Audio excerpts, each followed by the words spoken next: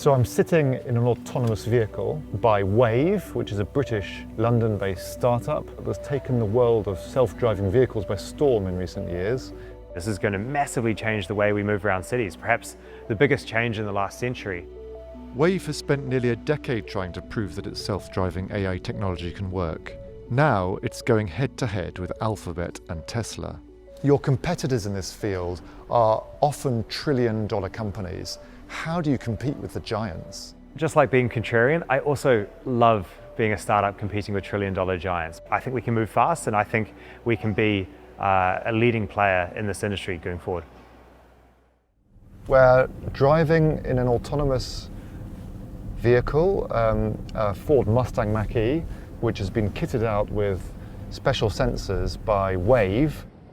Our drive will take us through the heart of the British political establishment, where the future of autonomous vehicles in this country will be decided. Until then, Wayve safety drivers sit behind the wheel, ready to take over if needed. So we've seen lots of pedestrians, lots of cyclists, lots of cars.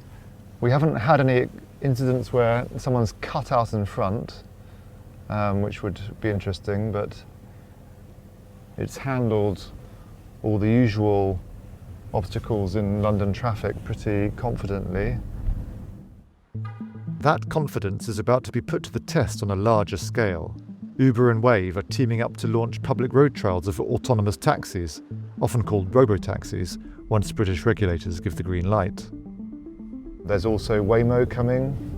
Uber also has an agreement with Baidu's Apollo Go, so we'll have 3 and counting autonomous vehicle technology providers operating on the streets of London in tense urban environments like this within the coming months. Wayve was co-founded by Alex Kendall in 2017 and was valued at $8.6 billion this year in a Series D investment round. The startup develops embodied AI, software that allows cars to learn from human behavior and adapt to the unexpected.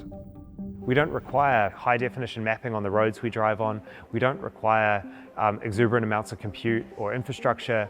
What Wayve can uniquely offer Uber is an autonomy system that, 1, can serve all the markets they care about, 2, can serve all the products they care about, because we can be deployed on any OEM in any vehicle. Wayve says its technology is easily adaptable to different cities, vehicles and sensor configurations. That's because it uses an end-to-end AI system, rather than a rigid rules-based approach or a complex mixed model that combines AI with detailed mapping and other guardrails. Traditionally, self-driving cars have been built with robotic stacks that tell the vehicles how to behave and where to drive. We founded Wayve with the belief that actually AI is what's going to bring this to scale. Building an intelligence that can be on the vehicle that has the intelligence to understand how to navigate through things it's never seen before, to deal with really extreme safety scenarios and drive to places all around the world. This is what's going to bring the technology to every vehicle everywhere. But for robotaxis, the industry is leaning toward the mixed model used by Alphabet's Waymo and others.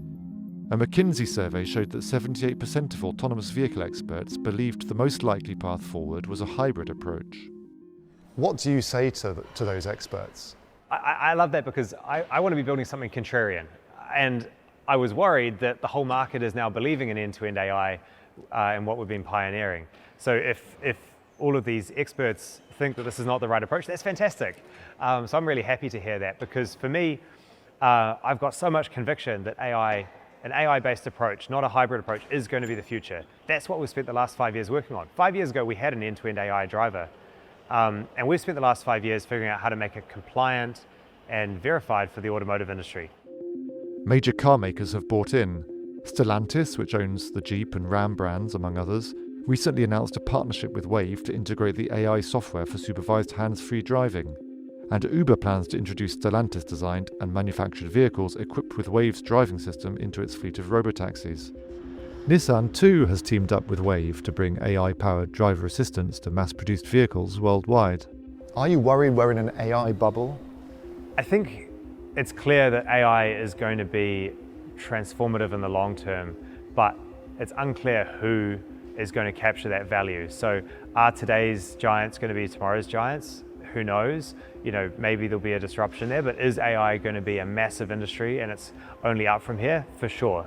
And I think this is going to be the age of autonomy that we're entering into. And this is going to be, just more opportunity for AI. I think the opportunity here is, quite frankly, underhyped.